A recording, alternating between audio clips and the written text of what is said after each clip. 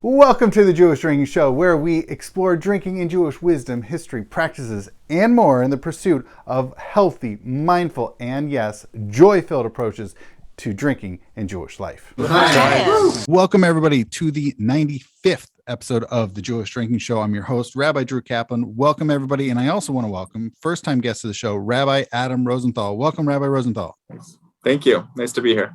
Absolutely. So for those less familiar with Rabbi Rosenthal here, he is presently employed at a synagogue in LA, where he lives in LA with his wife and 4 children. He earned his undergraduate degree from Washington University. Go Bears. He got not one, but 2 masters. He has one in liturgy from the Jewish Theological Seminary, where he also got rabbinic ordination. He also has a master's and is currently working on a PhD at HUC in the Queen City of the West, Cincinnati, Ohio. And he is originally from San Diego, and he is back in the West Coast in Cali. So I'm very excited to have Rabbi Rosenthal. So, what is your dissertation on? My dissertation is on the parody literature written in Hebrew of religious texts, mostly around the topic of Purim that emerged in the 14th century. So that's a perfect segue to our topic. So let me ask, has anybody else, so obviously you're thick in the process of this composing of this dissertation. Has anybody else written really much on 14th century Purim parodies? Well, anyone who wants to write about Hebrew parody needs to start with Israel Davison's dissertation, which was written over 100 years ago when he was a student at Columbia. He later on, after also finishing... Bears. Wait, are they the Bears or Lions? It is Lions. Oh, it is. Okay. He published his dissertation at Columbia, and he later got a job, not too much later, at JTS, and was there for many, many years and wrote on Hebrew literature. And to this day, anyone who wants to study Hebrew parody always cites him, whether they understand what he said or want to repeat some of the typographical errors he makes. They always point to Davidson. Subsequently, there have been a few people who've written a little bit here and there about Hebrew parody. And so you are the world's leading expert on 14th century Purim parodies, then? I don't know if I'd go that far. I don't know who's even in the running for contesting that. I did encounter an Israeli doctoral student who is also writing on this topic. He has a different approach. He's looking at different questions, but competition. All right. So you're one of the 2 leading scholars in the world on this topic.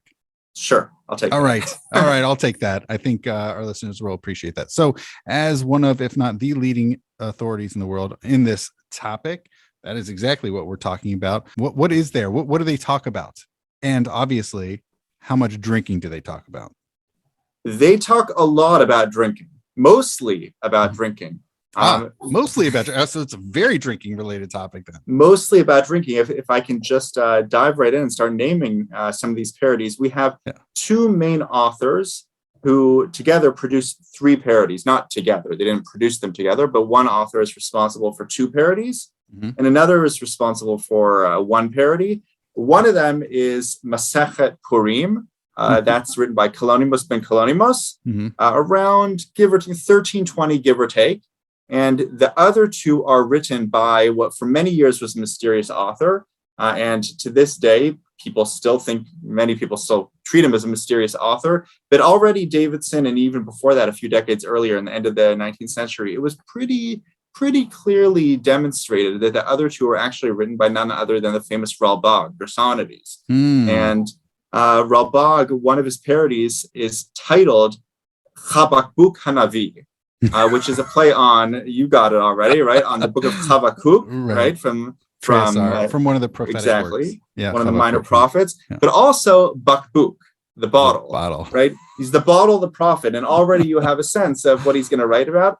One of Ralbag's, his other parody that he writes, which in many ways is like a Talmudic midrash to his biblical work, is called Megillat Starim.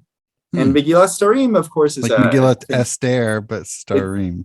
Exactly. And with all the ideas of seter and, the reveal becoming, the hidden becoming revealed, of course, through intoxication and so forth. So famous work there. And These works are just very much focused on the joy and celebration of Purim, but especially focusing on food and drink. Wow. Okay, so it's directly related to drinking. Very much so. In fact, if I can even jump ahead for a second and say, sure. One of the famous questions we have when we look at texts that we no longer really understand how they were supposed to have been read. What was the occasion that they were supposed to have been read? At the end of Masechet Purim, the author Kalonimos ben Kalonimos has a little piece where he says, this is not supposed to be taken seriously. It's just a joke. And really, it's not Torah at all. And you shouldn't spend your day with it, and you shouldn't spend your night with it. So when should you read it? And he says, you should just spend a moment reading it between daytime and nighttime, right? Of course, it's the equivalent. It's a reference to another Talmudic quote.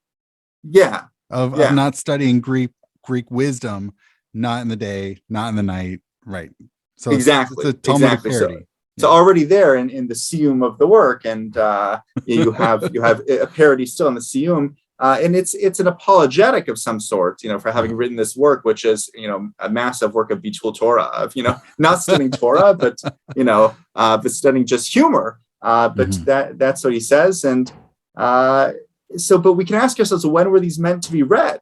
Obviously they weren't serious Torah. They weren't Torah at all. But when were they meant to be read? And it dawned on me a number of years ago, as I was thinking about these texts, that perhaps these texts it would seem to make sense that since they're written for Purim, that they should be read on Purim. And I actually think that the time, this is really just conjecture, but I think that they're meant to be read during or after the Purim meal with a lot of wine in your belly.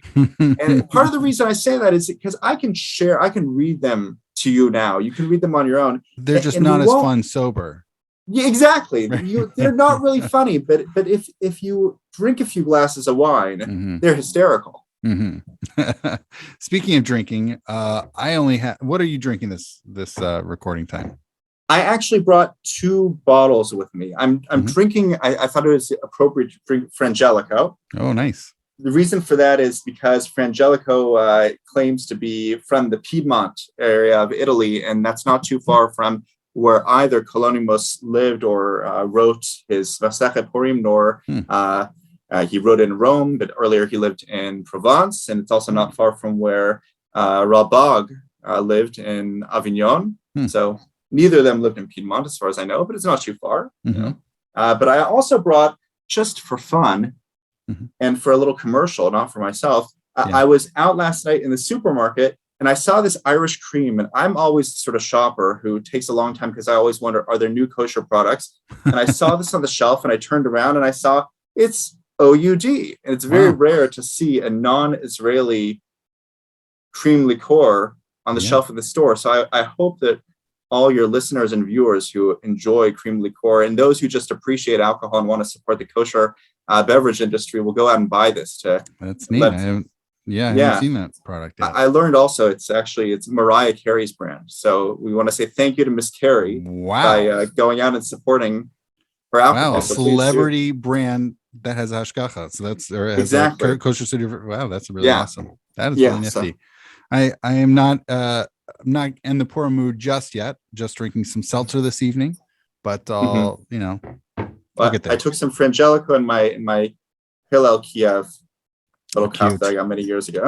Cute. Awesome. All right. Well, Chaim to that. Guess what? Purim is just around the corner. You looking for Purim resources? I got them. Check out jewishdrinking.com/Purim for resources and more. And if there's anything you don't see you would like to see, hit me up at drew@jewishdrinking.com. I'd love to hear your suggestions. Why the 14th century? Like, why did this, one thing that's part of my question, which is like, people didn't just grow humor just in the 14th century, was what were people doing in the 12th century or the 10th century?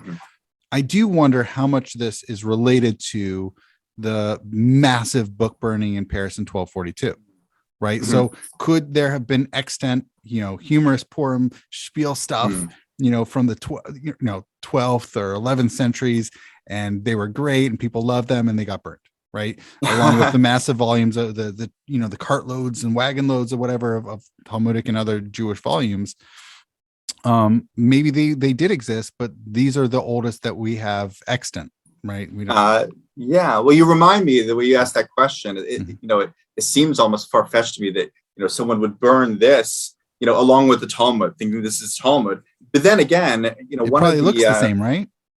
Yeah, in the manuscript, right? Yeah. One of the Latin bibliographers of the 18th or 19th century looked at one of these texts, and which is really it describes it's a biblical account of a war between the followers of the king of wine and the king of water, and he really didn't know what to do with it, and so he said he thought it was probably a Kabbalistic work, because of course that's what you do if you don't understand something. You say, oh, it must be Kabbalah, right?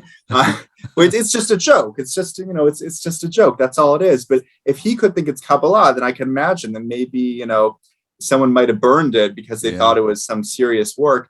I don't think that parodies of this length were written before the 14th century, before the early 14th century. I would say why the 14th century. I trace it to three causes. Okay. The first one is the development of non-sacred Hebrew literature and the growth of parody in non-sacred Hebrew literature. We could talk about whether the Bible contains any parody, the Talmud does. There's some quick references here and there. But for whatever they might be, however we might treat them, we don't have much after that. There's no continuous tradition of Hebrew parody that we know of. Once people start writing poetry in Iberia, in the area we now call Spain, right? In the what is called the golden age of Spain, you have religious poetry and you have secular poetry. And it uses the biblical idiom, and people are constantly borrowing phrases from the Bible. And I think already that sense of borrowing phrases from the Bible, and especially when it's more secular context, and one of them, by the way, is lots of wine poetry. Many poems about drinking wine. They're serious, but slowly you start to see an emergence of playfulness and joy and even frivolity. And when you're borrowing phrases from the Bible for that, I think that it gets more and more playful, where you start to see little tiny pieces of parody. And by the end of the 12th century and the early 13th century, it grows more and more to the point where you have, in the midst of a much larger story, you'll have a parody of a ketubah. You have a story about, a man and a woman, and, it's very humorous. I'm thinking in particular, if it's familiar to our listeners, to Sefer Tachtimoni. And in the middle, there's a ketubah describing all the terrible payments that are going to be extracted from this man for marrying this hideous, terrible woman, right? And there's a parody of a prayer that the woman says. In another work, there's a couple works, actually. There's a parody of a testimony that's brought before a king. People are testifying about this, that, and the other. And it clearly takes the form of an actual legal testimony, a shtar edut. But here it's clearly just a joke. It's a parody. And then you have more and more. And then, it seems to go dark for a little while. For maybe 67 years, we don't know of any real notable parodies. And all of a sudden, around the year 1320, give or take a little bit, we have full-fledged works of parody, not just a ketubah here or a prayer there, but an entire work, which is, to this day, we still see that there's many parodies of Talmud that have been written since then. Usually, someone writes maybe a page, a sugya, one passage of Talmud. They don't usually bother to write the equivalent of 15 pages of Talmud in parody, right? It's pretty significant. Wow. There are later works, but we don't know of any, though, that date from before this period, though I guess, I shouldn't dismiss that possibility too much, because it's worth noting that people did ban these works from the early 14th century, and also subsequent parodies. Like rabbis were banning them?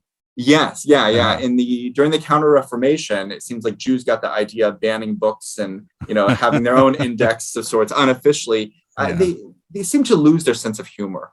And they saw these works as works that were heretical, works written by, heretics and people who just wanted to belittle the Talmud and belittle Jewish tradition. Mm-hmm. Little did they know what we know now, that they were written by good Jews, rabbis, and they were certainly read by good Jews. But they got very defensive, and so they banned them. And so there's very, very, very few copies remaining from the early prints of these works, very few manuscripts remaining.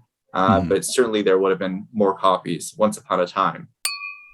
I hope you've been enjoying this episode so far. I wanted to break in and give you a sneak peek into next week's episode featuring Yoni Schwartz. So vermouth, sweet vermouth and dry vermouth are both traditionally made from white wine, both of them. Oh, but both. Sweet vermouth is usually darker, like a red color. Yeah. Oh. But it's colored. It's colored with, caramel color. Mm. However, that doesn't mean mine shouldn't be that color. I wanted it to be that color and it didn't come out right. Okay. But that's just a dye or coloring. It's a coloring thing. Okay. It's not any ingredient thing. I hope you enjoyed that sneak peek into next week's episode. Now back into this episode. Can you describe some of the, like you started mentioning Habakkuk Hanavi? It's biblical. It's like a biblical style of the war of the wine versus water, right? Mm-hmm. The king of water. So broad strokes, how does that play out? How does that book play out? So of the three works that I mentioned, it's probably the least interesting, and I think it's the least popular of the three works. And I think the reason for that has a lot to do with why it took parody so long to really emerge and flourish in Hebrew, which is that if your text that you're parodying is the Bible, first of all, I think a lot of people might be very concerned about that. Right, it's a little bit easier to parody rabbinic texts, a Shtar Edut, a Ketubah, even the Talmud, but the Bible, the Word of God, right? That's a different subject. And by the way, it's so interesting. I just have to go on a tangent. So its author was Rabbi Levi ben Gershon, also known as Gersonides. So he wrote a lot. Like you mentioned, a biblical commentary. I know he did a lot of philosophical writings. He probably did. And he didn't just stick with Jewish stuff, right? He also wrote other astronomy, right? He clearly a voluminous writer, and parody was not beyond the bounds of his literary output. So he wrote a lot.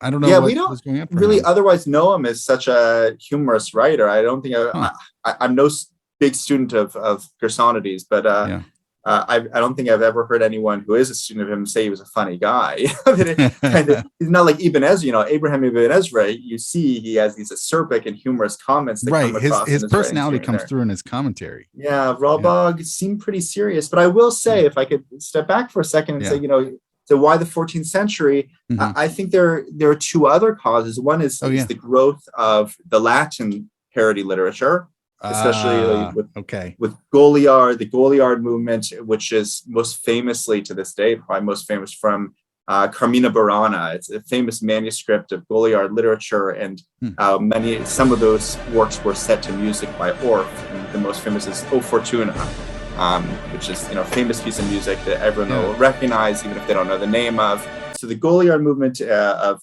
parody. I will note, though, that I think there's a critical difference between Hebrew parody and Latin parody, many differences, but one really critical, which is that when people hear parody, they often assume it's satire, that there's some critique. And that's what I assume. And in the Latin literature, it does definitely seem to have a critique of the clergy, a critique of the people. The Hebrew parody doesn't seem to have a real critique. Maybe a little bit here and there. It's just playful and funny. It's just playful. It's just Purim. It's just for Purim. And there's actually a lot of theory that's been written about that too by Jeff Rubenstein and others before him about what's the role here. Is it really trying to upend society and the way society is organized, or is it just playful? And an affirmation of the roles we play in society in that regard. In some way, as much as we upend things on Purim. Ultimately, it just serves as an affirmation. But it's not just that there's a Latin parody tradition, which has really come into fruition like 100 or 200 years before this Hebrew parody, while Hebrew parody is still developing. It's also that if you look at these two authors, Kalonymus ben Kalonymus and Gersonides, and where they're living and the connections they have, they both are very, very connected to Christian society at their time. Ralbag, we know a little bit less of, but we know one of his works on astronomy he dedicated to the Pope. which is an interesting thing. Yeah. He's living in Avignon. At the time, you have the Pope, who's later declared to be an anti-Pope, was living in Avignon, but as far as Ralbach knew, he's the Pope. Yeah. Right? And he dedicates a work to him, which is a rather interesting thing. A work of astronomy, which was written in both Hebrew and Latin. But that's an interesting thing. So we can imagine the connections he might have had. Maybe a Gersonides scholar can tell you more about that. Kalonymos ben Kalonymos was famous. He wrote a few works of his own, but he's famous as a translator. And he was actually eventually hired by Robert of Naples, known as Robert the Wise, the King of Naples, to join a cadre of scholars who were translating works from mostly Arabic into Latin. And so that was Kalonymos ben Kalonymos. It was his real profession. And he moves to Naples, Italy, a place where the Jews had been exiled from. He's one of just a few Jews who was allowed to live there at the time. And he's working and studying amongst a bunch of Christian scholars and, hired by this Christian king. And so we can imagine, I think both of them could easily have seen some of this Latin literature and been influenced by it. Maybe another way of, would you be okay with this type of formulation that these are centers of a lot of intellectual activity? Sure. Yeah, absolutely. Right. Rather than just simply saying Christian. I'm sure Christian, yes, certainly the dominant, sort of the culture there. But I imagine there's a lot of intellectual and social capital going on. Absolutely. And in fact, the works that Kalonymos ben Kalonymos is translating, he's translating a lot from Arabic.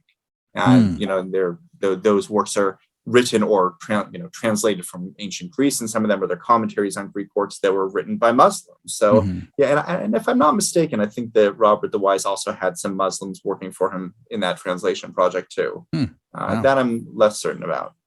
Very interesting. And what's the third factor you think is attributable to the rise? The third, I think, is perhaps the most interesting, which is, what does parody really represent? And, it's Purim now. This is fun to talk about. No one wants to go into theory too much, but I think it is notable to ask, what does parody represent? And what does the book of Esther represent? Right? The book of Esther, it's all the unexpected happening.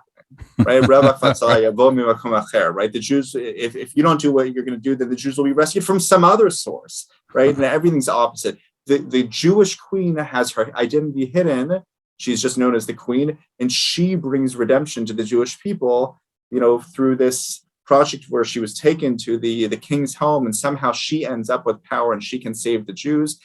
We have here, especially in the case of Kalonymos, but also in the case of Gersonides, two Jews who are living a fairly comfortable lifestyle at a time when Jews do not live very comfortable lifestyles. And there's a lot of discomfort for Jews, which I can come back to in a second, who have connections to power and real power. The Pope, the king. Kalonymos can live in Naples when Jews have been banished from there. And he doesn't love living in Naples. He actually asks for special permission to move to Rome so he can hang out with his Jewish buddies. He becomes very close, it seems, with Emmanuel of Rome. Another famous writer, but they have power, they have privilege, which is not experienced by other Jews, because what's going on for the rest of the Jewish community at this time in this area? You have a lot of turmoil. People like to think of medieval Jewish history as all suffering. It wasn't. If you're going to point to a period of suffering, you might point to the early 14th century around Provence, when in particular, what do you have? You have the Jews of France, which is the area north of Provence. Nowadays, we consider Provence part of France, but it was a separate kingdom at the time. The Jews of France are exiled in 1306.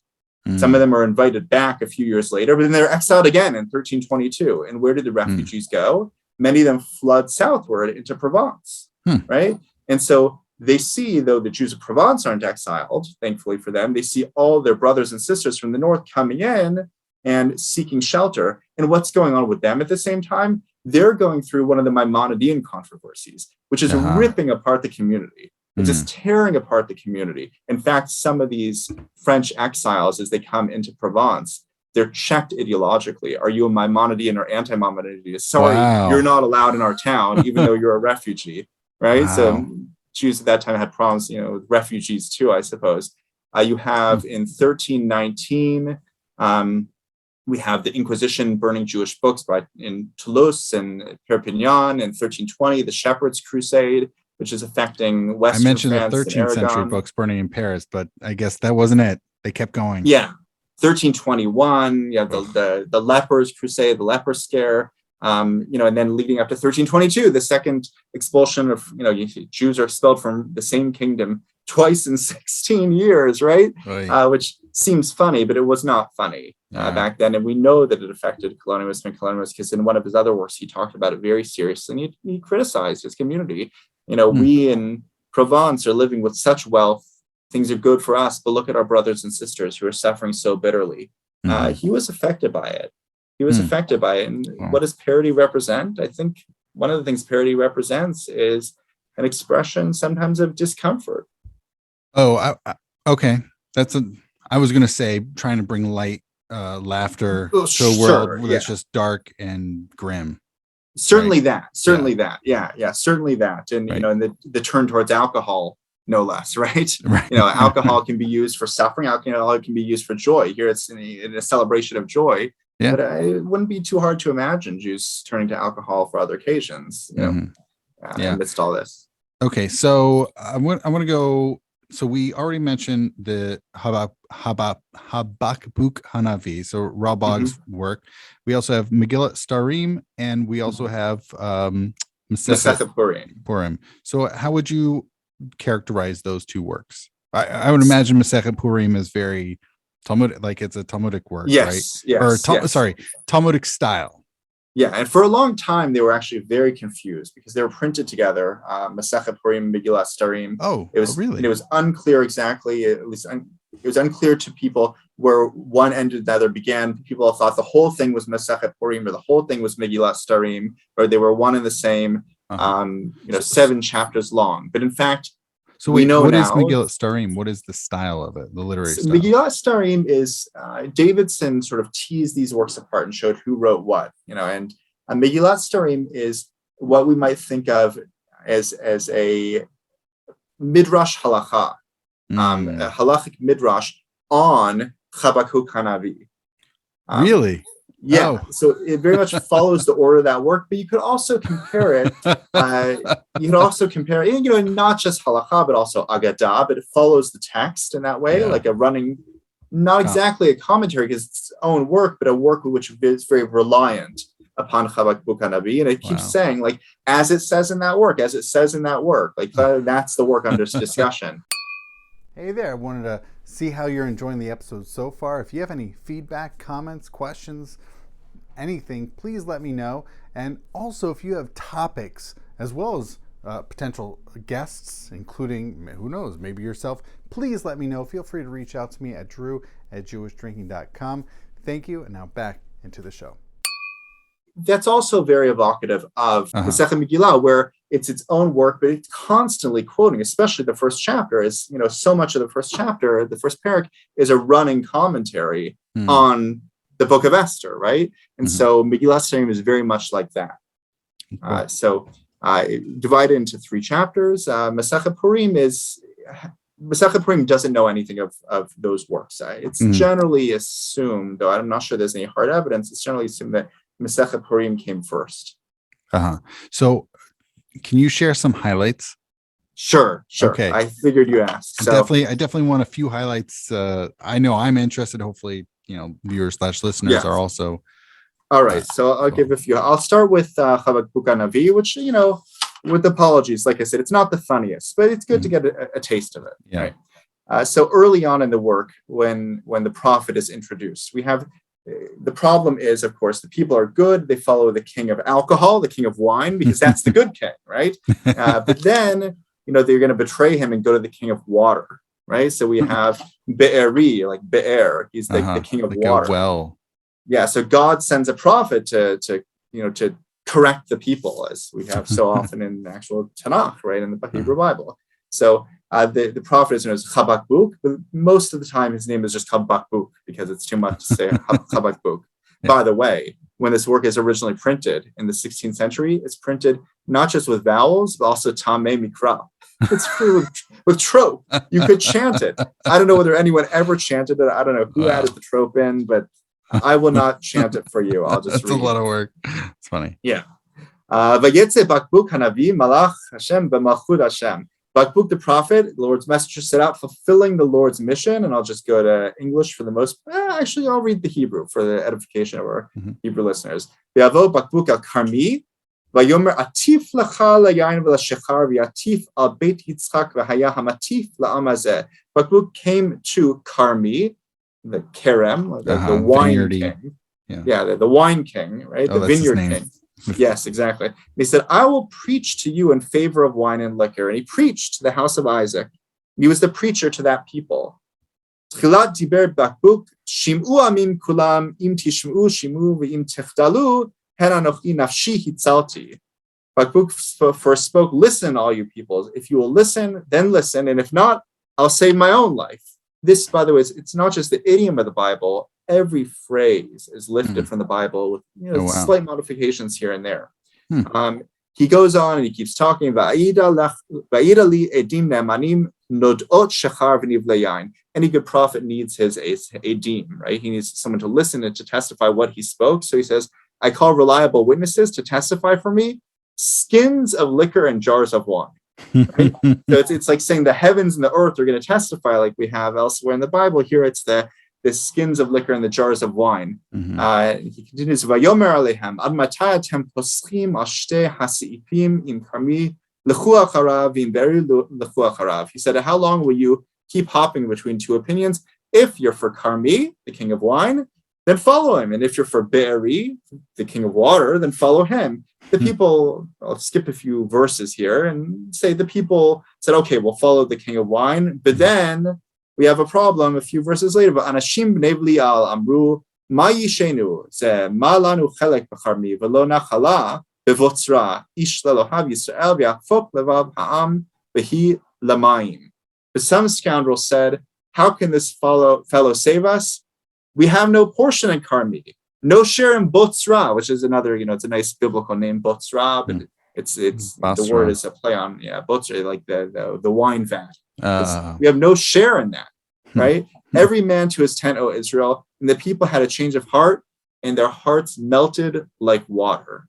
Because of course now they're going to go pursue the king of water, and the book goes on to talk about how the people vacillate between the king of water and the king of wine, and eventually there's a war, and it's just an extended bunch of verses, the Bible and phrases from the Bible, all about images of water and lakes and rivers, which are also evil and terrible, versus wine and liquor, and which are also good. And eventually they're delivered back to liquor and to wine, which is their salvation. And then so Megillat Starim, how does that work, riffing off of that? So Megillat Starim, the beginning is great. The beginning is classic. So if I can share the opening, which I think you'll recognize, it may not be a direct riff of the text, but it's just such a great opening that you can't skip it. So let me just find my text here. I should mention that some of these three texts were printed among many others a few years ago in a nice edition in this 2-volume set called V'Nahafochu, which is published in Israel in Hebrew, no translation. Unfortunately, I have my own translation of the works I'm doing, but these are just in Hebrew, but nice notes and explanations by Yossi Sofer and Dov Goldberger. And this is the second volume, which has these three texts as well as later texts from Jewish history, later parodies from Jewish history. Volume 1 is kind of almost like a Haggadah for Purim, which takes a lot of these jokes and reorganizes them into a way which is very pleasant for the day. This is the more heady of the two volumes, I suppose. All right, so in our opening here to Megillat Starim, it begins, Chabakbuk kibel Torah mikarmi. You recognize it, right? It's from the beginning of Pirkei Avot. Exactly. U'masara leNoach v'Noach leLot v'Lot la'achei Yosef v'achei Yosef leNaval haKarmeli v'Naval haKarmeli leven Hadad uven Hadad leBal Shatzar uBal Shatzar la'Achashverosh leRav Bibi.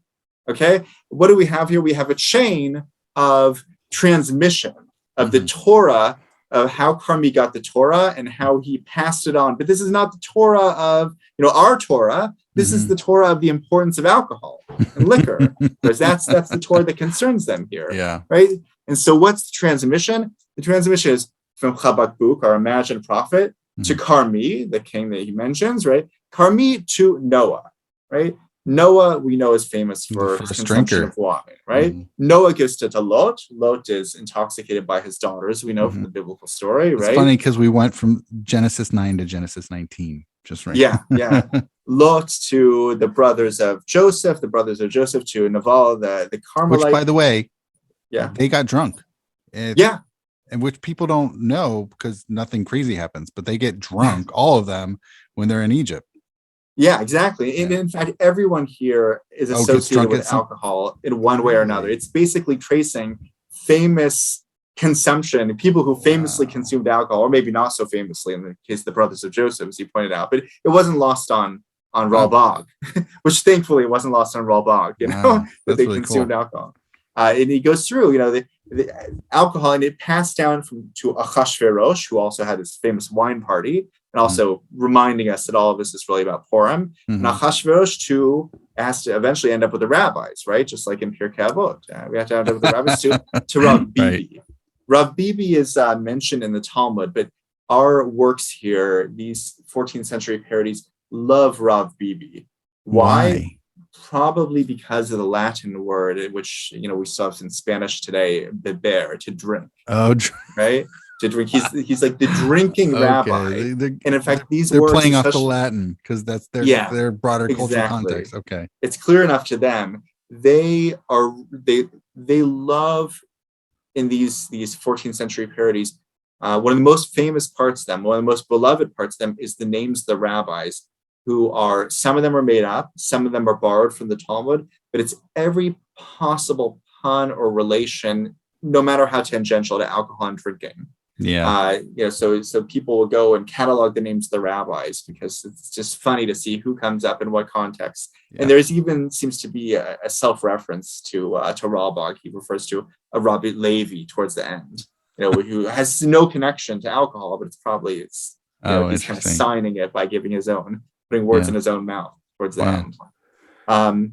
So it continues, of course, Rav Bibi nitmeu halvavot veru haita nikla lishtachach Torah Yisrael. So in the days of Rav Bibi, they saw that people's hearts became lessened, and they saw that they were bound to forget the Torah from Israel, the Torah of drinking, right? V'kadvua, so they wrote it down.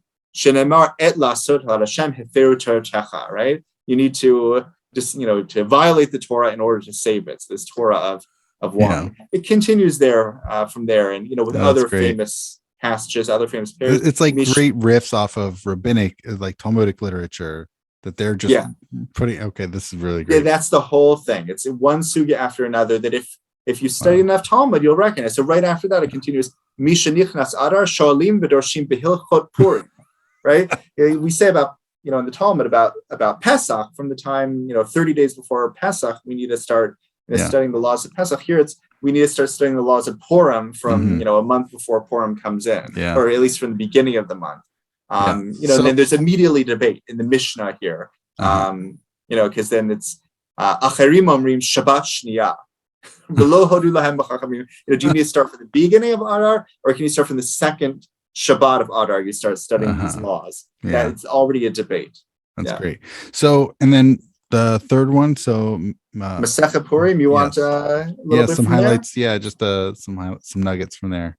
Okay, this one was actually translated. I don't have my own translation of this one. I've been working on my own translations of the other two that were written by Ralbag, but this one was translated by a rabbi, a Reform rabbi, as his thesis, his senior rabbinic thesis, which all HUC students are required to do, and it was not published, but it's still in the HUC library, and it can be found online if you know where to look. Beginning the second chapter, the Mishnah begins: Hashir shadar kol echol basar chaya ve'of b'chol yom b'purim yeshna. So yeshana, the rich person, a rich person who is accustomed to eat meat, to eat beef and fowl every single day, he has to do something different on Purim, right? So it's not just about drinking. It's not just a regular day.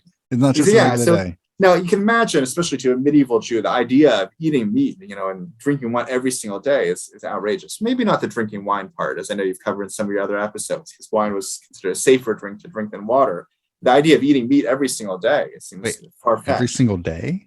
Yeah, right? Okay, that's funny. You need to do something else, right? So